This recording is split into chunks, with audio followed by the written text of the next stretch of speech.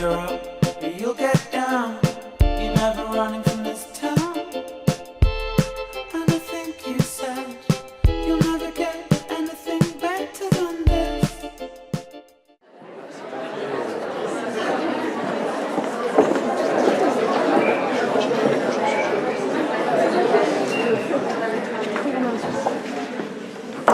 Cher public, mesdames et messieurs les jurés, y a-t-il des gens malheureux dans cette salle? Très peu. De toute évidence, ils ne sont pas majorité. Alors les autres, avez-vous trouvé la recette pour être heureux? Une sorte de mode d'emploi qu'on suivrait étape par étape pour atteindre un état de satisfaction permanent. La démarche me semble en réalité un peu plus difficile. Nous aspirons tous au bonheur, mais comment le trouver et surtout comment le garder? Je refuse d'écouter ces pessimistes qui disent que c'est impossible. Et en tant qu'élève de terminale littéraire, avec de surcroît de très grandes références philosophiques, je voudrais me ranger du côté du célèbre épicurien Balou.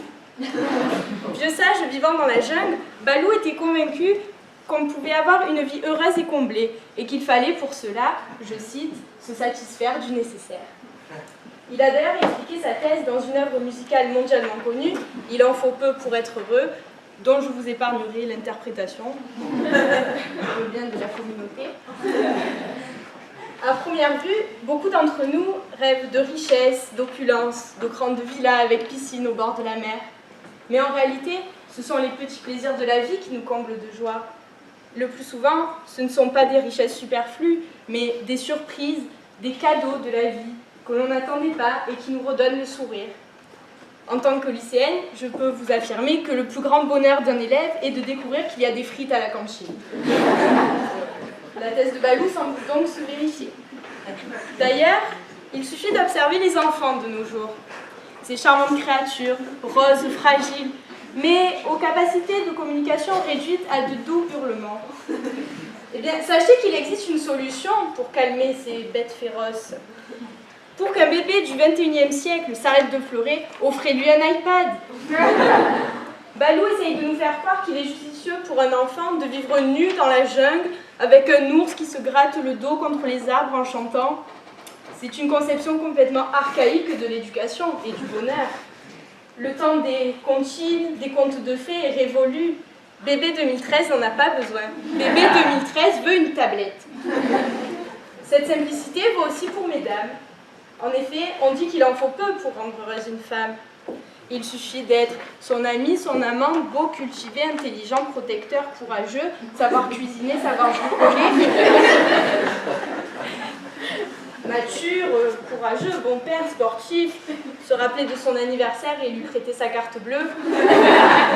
Rien de plus simple, messieurs. Alors, en faut-il peu pour être heureux? Je vous propose ici un retour aux sources. D'abord, on peut commencer par se demander ce que c'est pour nous peu. Selon Balou, il s'agit d'un peu d'eau fraîche, de verdure, et il s'en contente largement. Pour nous autres, pauvres humains, l'amour, l'amitié sont des sentiments simplement appréciables et qui nous rendent heureux au quotidien. Mais si on a une autre manière de voir les choses, quelques euros pour vivre et se nourrir chaque jour, c'est aussi une définition de peu.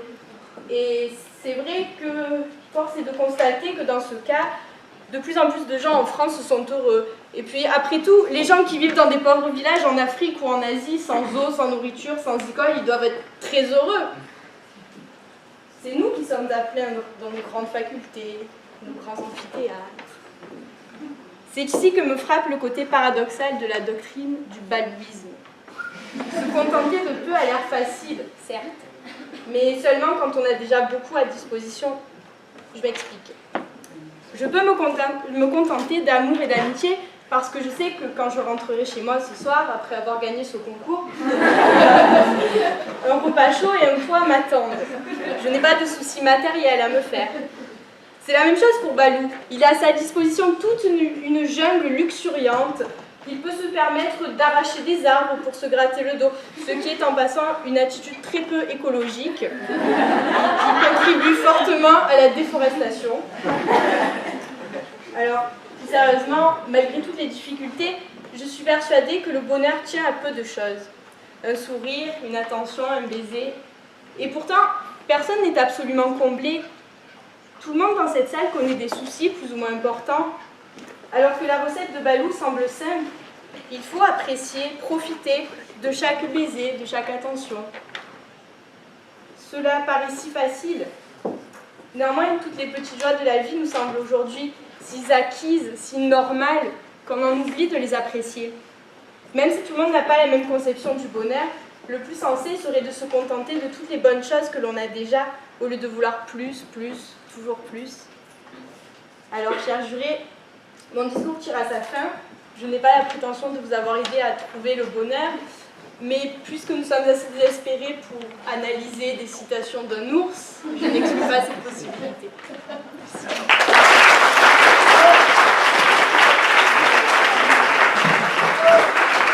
Temps fatal, 5 minutes 26.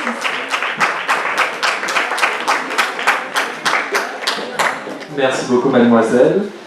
Alors, vous nous avez parlé du nécessaire que promeut Balou. Ma question est de savoir si, comme le disent certains, tout ce qui est inutile est-il forcément nécessaire? Gagner ce concours est inutile, mais c'est pour moi nécessaire. Oui. Moi, ma question est simple. Sommes-nous des éternels insatisfaits?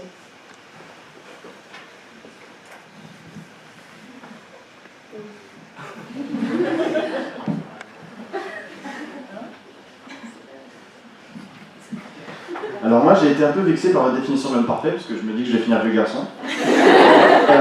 Donc je vous demandais, vu qu'il en faut peu pour être heureux, en faut-il peu pour rendre heureux?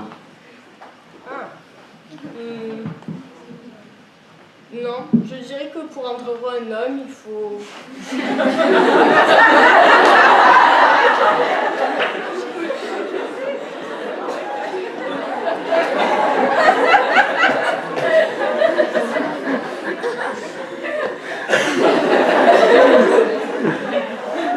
Une bonne bière et un match de foot.